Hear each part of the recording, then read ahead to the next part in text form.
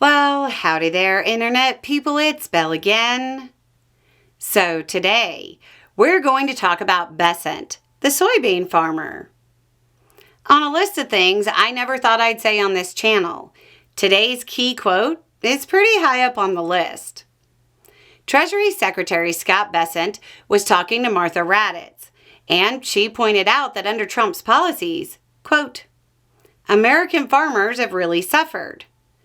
To which Bessent replied, and I'm not joking, quote, Martha, in case you don't know it, I'm actually a soybean farmer, so I have felt this pain too. He then went on to say, quote, I think we have addressed the farmers' concerns. Okay, so as crazy as it sounds, there's a truly bizarre basis for the former hedge fund executive's claim. His government disclosure form seems to indicate he might believe he's a farmer because he's a landlord to farmers. The man, who Forbes estimates has a net worth of $600 million, owns somewhere between $5 million and $25 million worth of farmland in North Dakota that grows soybean and corn. The land reportedly generates up to $1 million per year in rental income for him. I'm actually a soybean farmer, so I have felt this pain too. What? The pain of paper cuts from the leases? I recently lent my truck to a man who used it to haul welding equipment down for a job.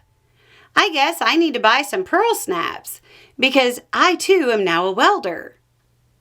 The secretary went on to promise that help for soybean farmers like himself could be coming soon. The signal was that Washington and Beijing had reached a concepts of a framework for a trade deal that would delay China's rare earth curbs. The U.S. would not place more tariffs, and China would buy some soybeans over the next few years.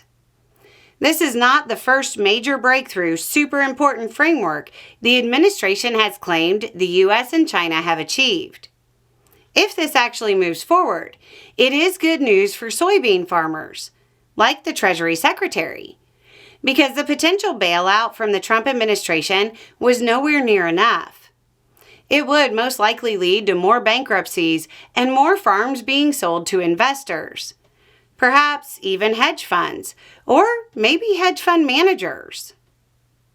Look, we have now reached the point with politicians pretending to be working class that you have people who are rich enough to have a Forbes estimation of their net worth saying they're farmers.